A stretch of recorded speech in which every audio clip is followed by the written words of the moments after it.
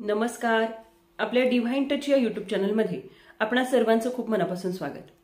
नवरात्रीच्या आजच्या 5व्या दिवशी आजच्या व्हिडिओमधून जाणून घेऊया देवीच्या 5व्या रूपाची अर्थात देवी स्कंदमाता रूपाची ही कथा.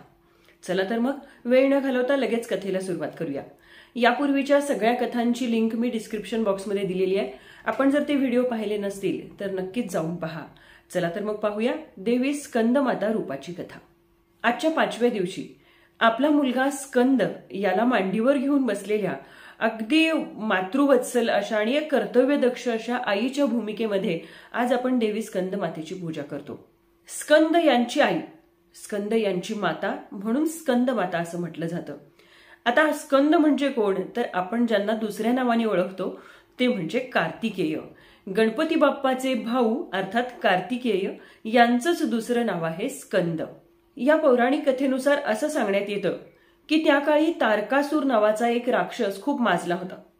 त्यानं अगदी सगळीकडे हाहाकार माजवून ठेवला होता आणि त्यानं खूप तपश्चर्या करून भगवान शिवशंकरांना प्रसन्न करून घेऊन त्यांच्या भोळेपणाचा फायदा घेत असा वर मागितला होता की तुमच्या मुलाच्या हातून माझा वध व्हावा. आता शंकर हे भस्म लावून फिरणारे, त्यामुळं त्यांनी असा विचार केला की शंकरांचं लग्न तर होईल का आणि यांचा मुलगाच होणार नाही, त्यामुळे मी अमर होईल.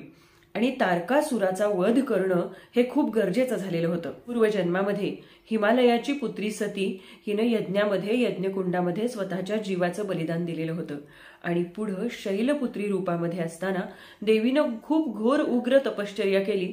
तेव्हा कुठं तिचा विवाह शिवशंकरांशी झाला आणि त्यांचा हा पुत्र अर्थात स्कंद की ज्याला आपण कार्तिकेय असं सुद्धा म्हणतो.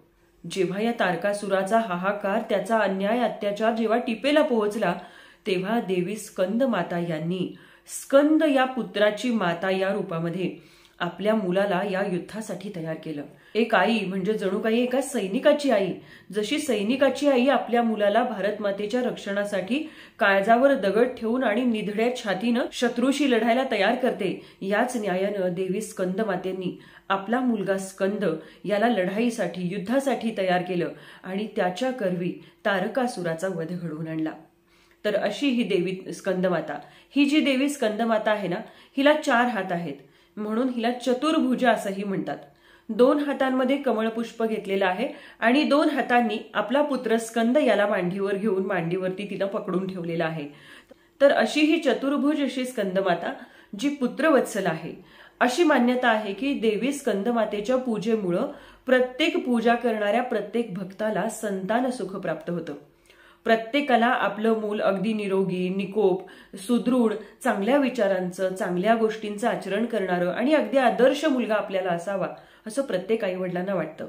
आणि आजच्या काळात तर आईवडिलांपुढची आव्हानं इतकी वेगळी आहेत की आपल्या पोटी चांगलं मूल जन्माला येणं आणि जन्माला आलेलं मूल शेवटपर्यंत चांगलं टिकणं, त्यांना अभ्यास करणं, त्यांना त्याचं करिअर घडवणं, याशिवाय आईवडिलांच्या कष्टाची जाणीव ठेवणं हे खूप महत्वाचं झालेलं आहे. तर अशी मान्यता आहे की देवी स्कंदमाता रूपातील जेव्हा आपण या मातेची 5व्या दिवशी पूजा करतो तेव्हा आपल्याला सुद्धा अशीच संतान सुखाची प्राप्ती होते.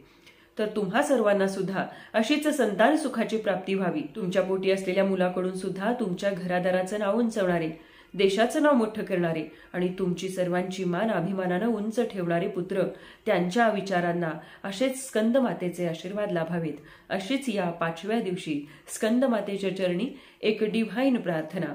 आणि चला तर मग आजच्या या डिव्हाइन टचच्या या 5व्या व्हिडिओमध्ये स्कंद मातेच्या आशीर्वादाचा हा डिव्हाइन टच घेऊन आजचा व्हिडिओ आपण समाप्त करूया.